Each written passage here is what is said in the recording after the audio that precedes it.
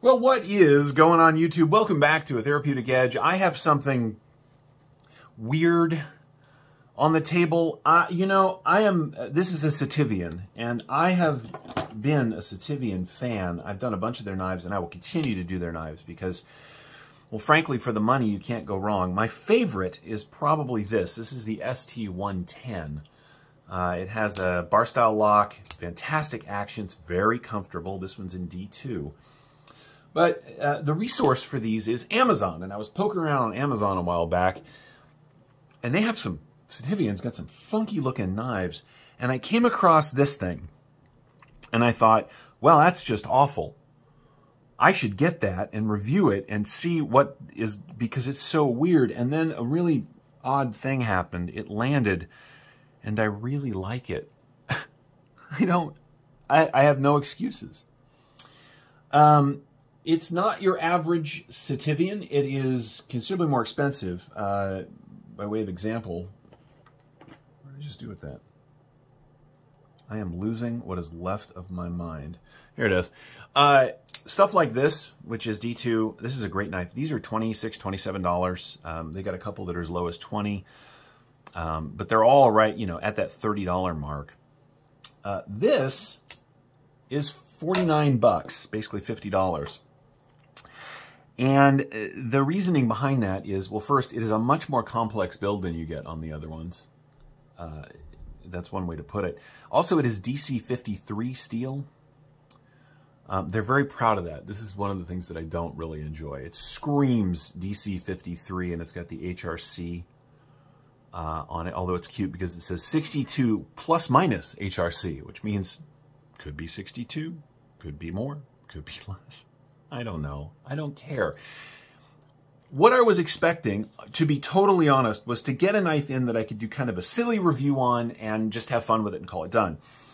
Instead, what happened is, well, don't get me wrong, when I first opened the box, this is a sort of ridiculous looking knife. I mean, it's cool, but, compared to the stuff that I tend to enjoy, that'll have a reason later.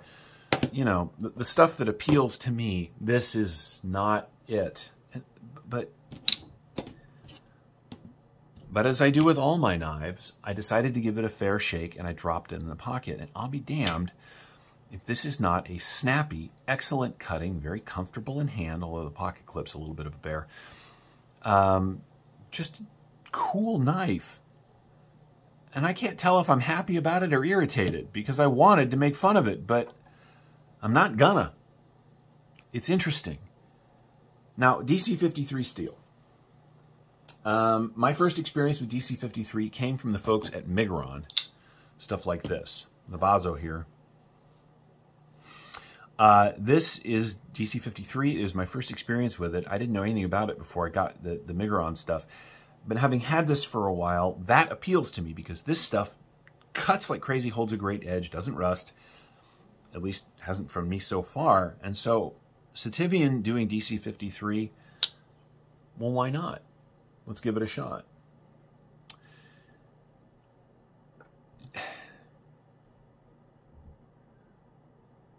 It's a liner lock, which we are locked up at like 60%, by the way. I mean, it's really locked up.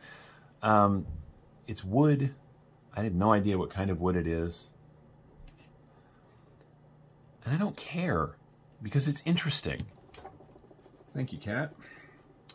Let's take a look at what you get with the ST-224 Sitivien.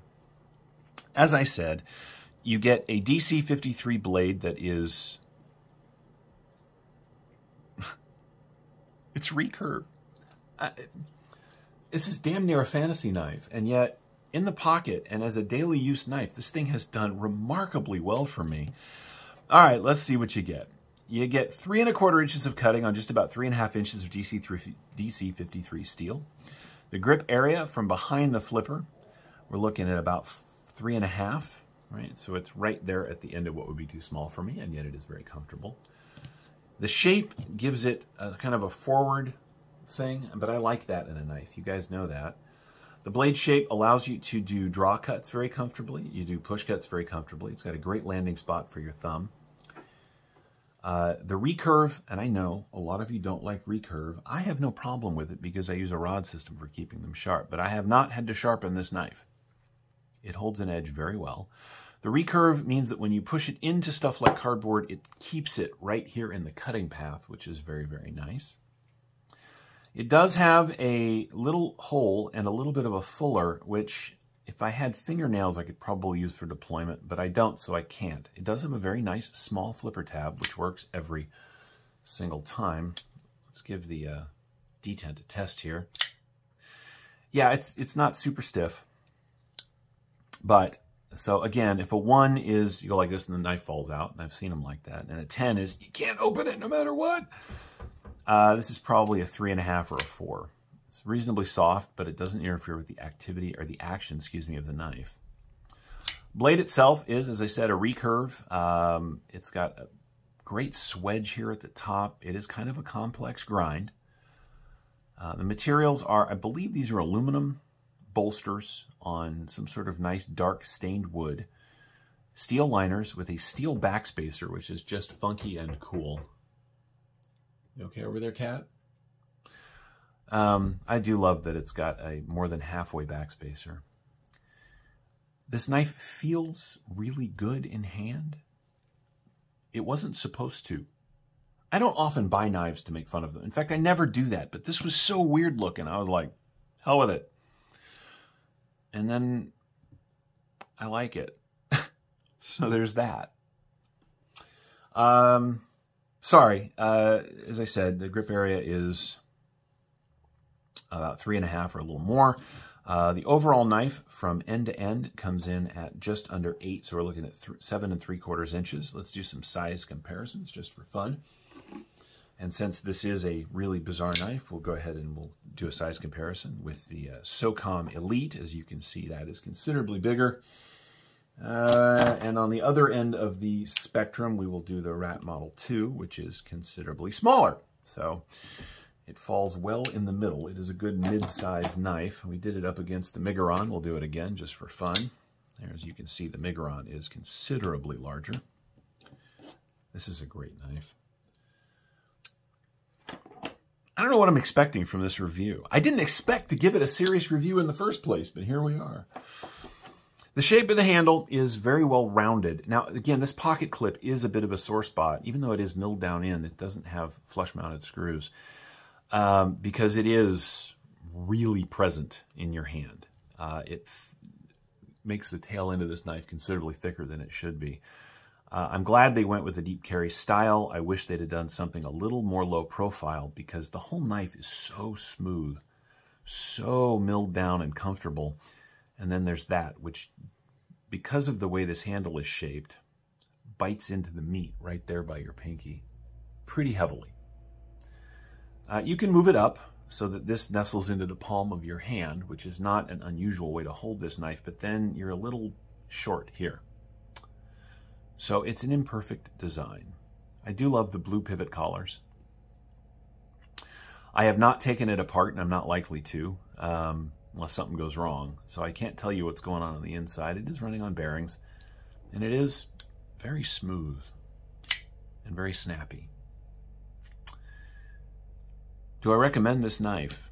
Yeah, I don't know. Here's the thing. You can get a mountain of just knives, and all my knives tend to look the same. If you're looking for something that's a little weird and yet still exceptionally functional, the ST-224 isn't a bad choice. You know, coming in at what, $49.99 on Amazon. It's in a similar price point then as stuff like the Kubi, the KU322, or it's a little cheaper than the Kaiser Quatch. It's a cool knife. I mean, okay, it's not really cool looking. Look, I don't know how to explain it, except that I like it. And I think you will too if you're looking for something a little weird and sort of interesting for, you know, less than 50 bucks. Just below, but still less than 50 bucks. Let's get that out of the way. Let's weigh it out. It's heavy. issue on that? Let's see. Yeah, the liners are not milled at all. So it's, you know, between the wood and the metal bolsters and the full-length metal backspacer, it is not what you would call a featherweight. It's cool looking closed profile though, isn't it? Yeah, 4.7 ounces. It's not as bad as I thought it was going to be. Do I want Sitivien to keep making stuff like the ST-110? 100%. This is an absolute fantastic budget-friendly pocket knife. Well done, well sorted, very comfortable. Do I hope they keep doing stuff like this too? Yeah, I do, because it is bizarre.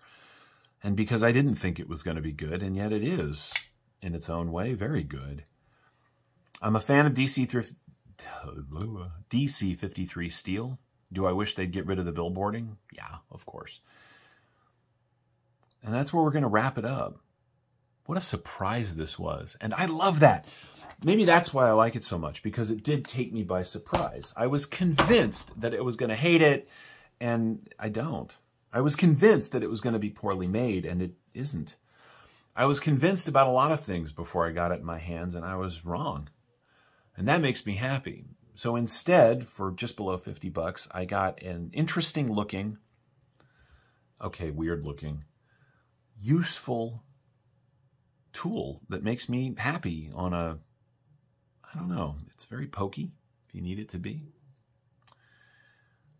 This is the ST-224 from Sitivien, and what a surprise.